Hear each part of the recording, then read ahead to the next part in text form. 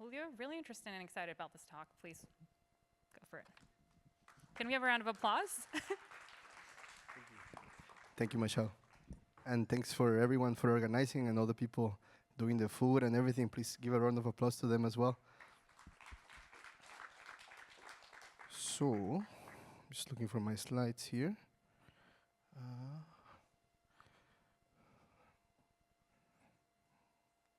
Oh, wait. So, my talk today will be about a book I'm writing about the abolition of the dollar.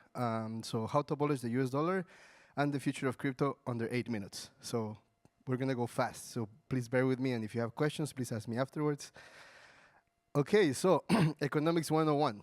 Maybe what they didn't tell you in your economics course, how does the US dollar system actually work? So for context, I'm sure most of you know that the US dollar is the world's reserve currency. This happened after 1973, where Nixon unpegged the dollar from the gold standard, and therefore the US dollar then became the de facto unit of account for world trade.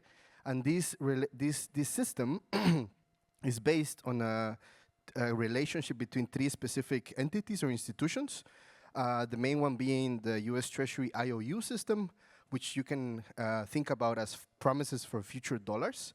Then there is the petrodollar system, which is a system whereby today all of the countries in the world can only buy oil with US dollars. But how is that enforced? Through the might of the US Army, right? So if any country tries to go away from the system, they will get attacked. And so today I'm interested in thinking about how can the abolition or accelerating the abolition of the dollar can be used as a form of defense, decentralization, and democracy. But what do I mean by democracy and what do I mean by abolition democracy? So this is actually a very old term, originally by W.E.B. Du Bois, writing in the wake of the abolition of slavery. He argued that it is not enough to just abolish the institutions of oppression, such as slavery. We also have to develop counter-institutions, democratic counter-institutions, that are there for when in this case, slaves are released from slavery. In our case, is when we abolish the dollar. What are the counter institutions that we're going to make, right? So some more thinkers in this direction are contemporary ones are Angela Davis and Ruth Wilmore Gibson in the U.S. So I recommend you read their work. It's very nice. So why do we need to abolish the dollar? I think this is an important question. So the first one is the energy and ecological transitions that we need to have. So in terms of energy, so today's petrodollar system basically controls structurally the production system and therefore also the labor system. So the reason why we can't imagine alternatives beyond the current regime often is because we are locked into the system where everything is still based on oil. Even alternatives like wind and solar cannot really compete because there is a structural dynamic where at the foundation of the system, everything is based on this triadic relationship that I told you. So also, the other thing is that the US dollar today's credit card is paid for by the rest of the planet. So the US dollar has this ability to go infinitely into deficit, but who pays for that deficit? Someone else's surplus is someone else's deficit. So the rest of the world is basically tributing wealth. All the central banks in the world who hold US Treasury bills, who hold US dollars, are effectively funding the US through this system. So you can think about it as a planetary system of tribute. And it's something that we haven't seen really in human history before at this type of level. So we cannot have infinite debt, which also means infinite extraction of resources in a sort of unsustainable way on a finite planet, right?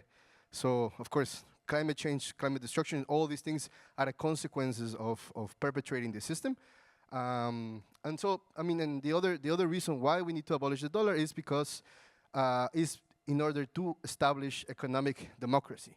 So today, some of us are lucky enough to live in political democracies where we can choose our leaders here and there every few years. It's a representative kind of democracy. It's not direct democracy, liquid democracy.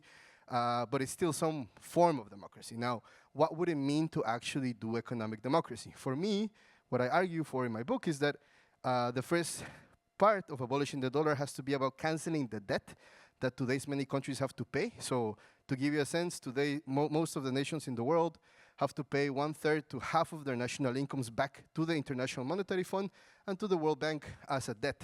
So canceling this imperial debt will release a lot of wealth, which would then allow us to transition. And then the second thing is more in line with the ideas of the Circles project, which is about how do we create a type of planetary yet also local first type of universal basic income.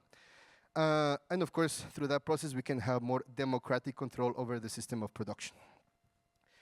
Now, what is crypto's role in the fall of the dollar? So the story so far. So Trump has a two-pronged, seemingly contradictory strategy, which is to both devalue the dollar while maintaining global economic dominance. So the first tool that he's using into this direction is tariffs. Now, we've all heard about his crazy tariffs plans recently, but the second thing here is crypto. Now,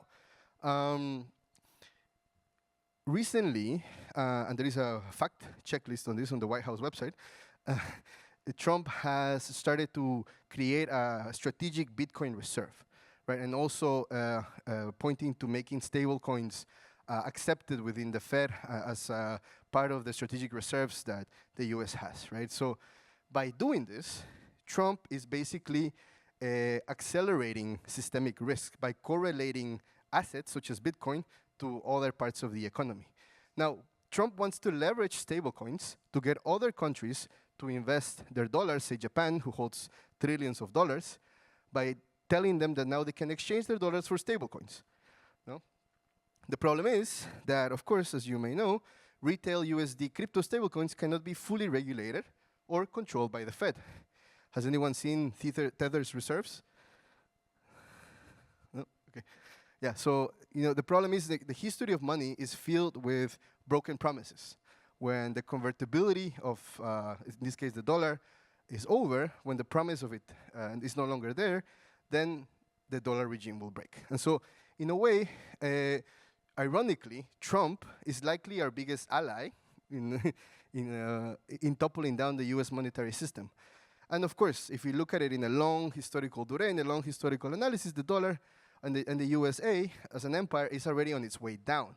So it's not a question, it's not a matter of if the dollar will fall, it's a question of when, how, and what can we do about it.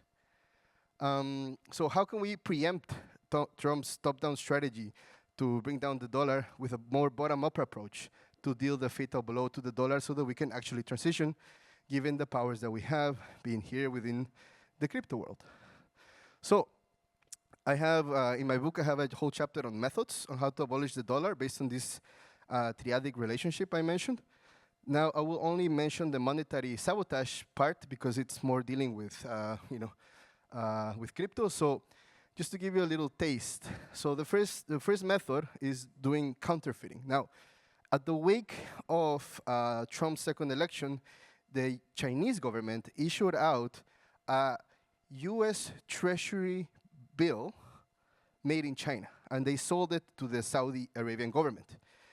Why did they do this? So that the dollars that the Saudis make from making oil can be recycled not to the US, but to China. So the Chinese are now competing with the Treasury on their own terms by giving them a financial product that gives them the same yield as what a US Treasury bill will do. Now, can we do the same with crypto?